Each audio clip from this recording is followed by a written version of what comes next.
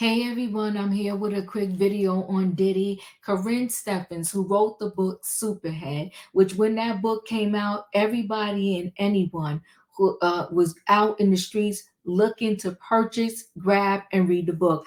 I personally never read it, but I heard it told a lot of stories in there, and a lot of them was salacious. But now she is coming out and letting us know at some point in her career, she was gifted by other executives to Diddy.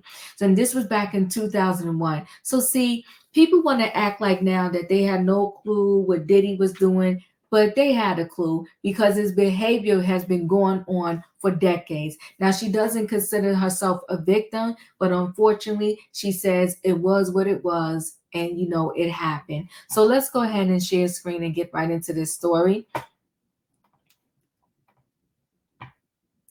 I was gifted to Diddy. What I saw still haunts me. Elizabeth Over saying she has since changed her name, became part of the indicted rapper's world where nearly anything goes when he said, send her over to my house. The author of Confessions of a Video Vixen, which was first exposed the bad behavior of numerous hip hop stars when it was published nearly 2 decades ago, says that she was gifted to Diddy in February 2001, fresh off his split with Jennifer Lopez after a day of popping pills and drinking with music execs around Los Angeles in a limousine. In retrospect, I realized I was given to him as a gift by another executive, says Elizabeth Overseen. 46, in an interview with the Daily Mail, Diddy car pulled up as they were leaving a club around 3 a.m. She remembered. He asked who I was, and the men spoke for me. Those men, Elizabeth alleged in her 2005 Vixen memoir, were Murder Inc. record boss Irv Gotti and flagship artist Ja Rule. It was the height of hip hop when music video budgets ballooned and they had that creative level amateur creative level direction, and appearing in such productions could make someone a star. A 21-year-old Elizabeth, then known as Karrine Steffans, had appeared in Jay-Z music video for his 2000 hit song Hey Poppy, which reportedly cost $1 million to make. Diddy, known as Puff Daddy, was at the forefront of the $1 million look. Elizabeth remembers, and she knew meeting him at the club was an opportunity. He was like, send her to my house, she says, and that was it. I got the order to go to his house, and that was the first time he and I spent time. Elizabeth knew what was expected of her when she showed up to Diddy's house, and she went in eyes open, planning to write about a world where nearly everything goes. I was not one of his victims, Elizabeth told the Daily Beast, and his victims deserve space and time to discuss what happened in those rooms. Elizabeth told a line between visitor and voyeur in a 2006 interview with Oprah titled Smart Women on Stupid Girls. Elizabeth said the platform launched her book to the tops of many bestseller lists. No one wanted the book at first. Elizabeth recorded in a 2015 Ballad TV interview. Mainstream media was like, what is this black girl with her stories with all these black people? Yet the book was an early hit in black homes and hip hop circles, the New York Times reported at the time, because Elizabeth was one of the first to pull the curtain back on power, sex, and sexuality in hip hop and entertainment. Now, Elizabeth is gearing up to launch the 20th anniversary edition of Confessions of a Video Vixen next year.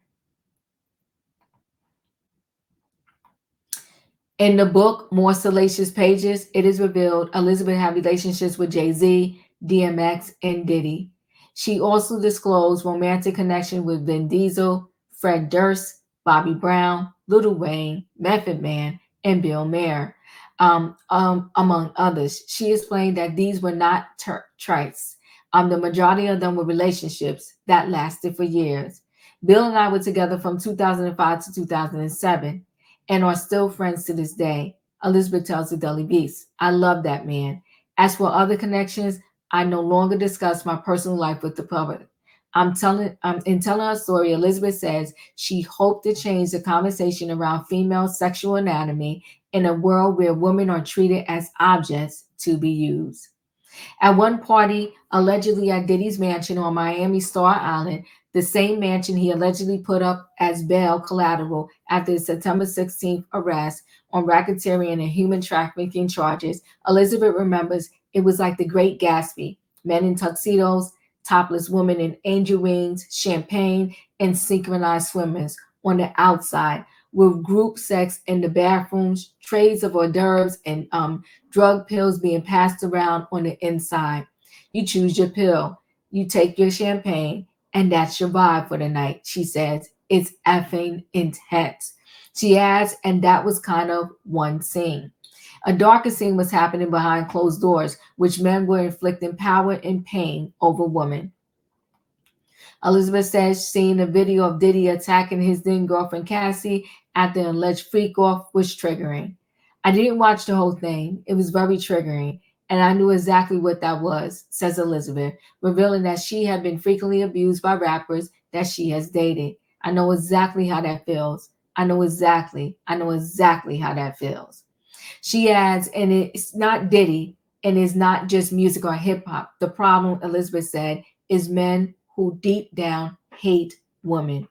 Men who hate women, men who hate who they are, who can't admit to their sexuality, who are pretending to be straight while they're not, and they hate women because they can't, says Overseen. Because they can't, says Overseen. They don't love women. Most of them want to be women and they can't. And they hate us. They beat us early and often.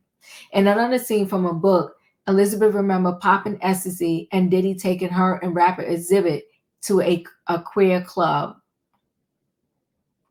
In another moment, Diddy allegedly warned a rapper who she called a friend that she was the type of woman who would have you on tape with fingers in your booty. That was so weird. It was so weird, says Elizabeth. And Exhibit thought it was weird. She adds, I mean, who hadn't had sex? Diddy and I. So I'm like, well, that's a weird thing to say. The Daily Beast could not reach Diddy's lawyer, Mark, for a comment after numerous attempts. Diddy's bodyguard, Gene Dill, recently alleged in an interview last year that Elizabeth's time with Diddy was what ultimately ended his relationship with Jennifer Lopez. More artists and associates in Diddy's orbit, including Danny Kane members Aubrey O'Day and Don Richard, had also come out with allegations that seem to back what Overseen has written. One thing about these tables is they're going to turn, and honestly, it's women who turn them, said Elizabeth. When we support women who tell the truth over men who tell lies, society wins. I have no message for men. My message is for women. More women need to tell their stories as loudly and often as possible. Trust me, you will survive. You will make it through, and you will come out stronger and vindicated in the end. No one has to lie on these men to finish them. The truth is more than enough. You know what? I like that. The truth is more than enough. And, she was brave enough to tell her truth and said, listen, I was no victim. I did what I did, and it is what it is. And I think that if enough people come out and tell their truth about Diddy, it will be enough to convict them for the rest of his life. And not because of an individual, but because of what he decided to do with his life and how he conducted himself. I am a firm believer that just because of who he was, the status and the money that he had, that he could have got all willing participants to pretty much do whatever he want. But for some reason, and I'm going to roll with the reason that Elizabeth said, because they truly hate women, they don't like them, and they don't want to deal with their own sexuality. They use them, they beat them, and they force them. Listen, guys, chat with me in the comments, and when I get an opportunity, I will chat back. If you're not a subscriber, subscribe. Hit the notification bell so that every time I upload a video, you will be notified. If you are a subscriber, welcome back, everybody. Thanks for watching. Let me know your thoughts on Karrine Steffans, formerly that was her former name, now goes by the name of Elizabeth. What your thought is on her telling her Diddy story. What I do like about her telling her Diddy story is she's not trying to rewrite history. And I'm not saying that all of the other individuals are, but she's not trying to rewrite history. She knew what it was. She said what it was.